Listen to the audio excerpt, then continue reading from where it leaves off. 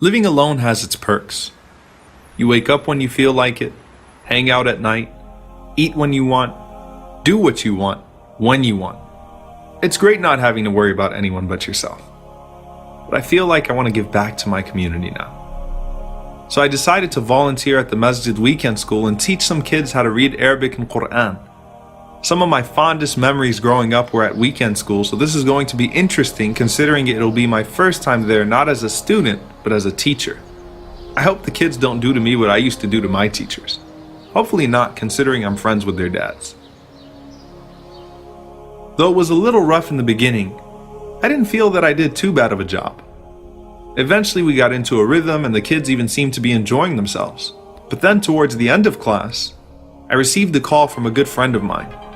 I could tell the kids were getting bored, but I didn't really care too much since their parents were supposed to pick them up in 10 minutes anyway.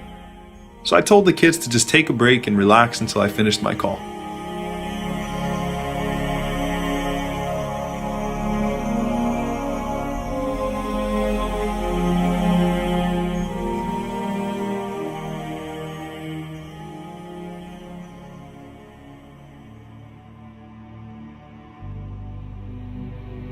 The call took longer than expected, and when I came back, I was surprised to see only one child there. When I asked him about the other boy, Samir, he said he was bored and decided to leave the mosque alone. Oh no. Oh my God. Though I'll never forget how I felt, the moment was a blur. I didn't know where Samir went or what to do or how to find him. My heart was racing and all sorts of terrible thoughts were going through my mind. Then I remembered that I left another child at the mosque, so I had to go back and make sure that he didn't run off as well. As I ran back to the door of the mosque, right in front of me was Samir's father.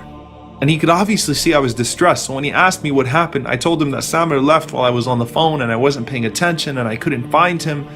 And at that moment, I'd wished I never even existed. It was a nightmare scene out of a movie.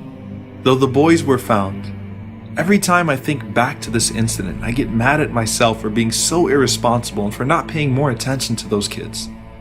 I knew that if I had been at work, I wouldn't have answered my phone in the first place.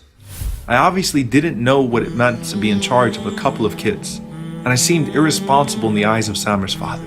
He saw me as a teenager who needed to grow up, and he was right, and that was my last day with Samir. When he heard the story, my uncle told me to take it easy on myself, but to realize that responsibility is not limited to parenting or being a husband or a paid employee. We have to be careful with everything and everyone that Allah has put under our care, even if for a moment. The Prophet, peace be upon him, said, "Each of you is a shepherd, and each of you is responsible for his flock." And that day, those kids were my flock, and I failed them. Personal accountability is stressed throughout the prophetic tradition. And we usually think of it solely in terms of spiritual matters like worship and sin. But our social obligations are just as important as our individual ones.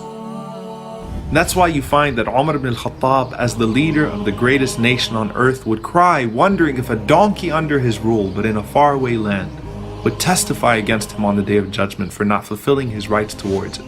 The Prophet, peace be upon him, stressed the importance of avoiding heedlessness, whether you were walking on the road and came across something harmful, or hosting a guest, or walking past a neighbor, to pay attention to the rights of people around you, and in fact your entire environment.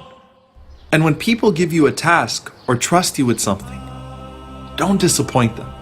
Anas radiallahu anhu says that one time the Prophet, peace be upon him, sent me on an errand and I got caught up with the other kids and started playing with them.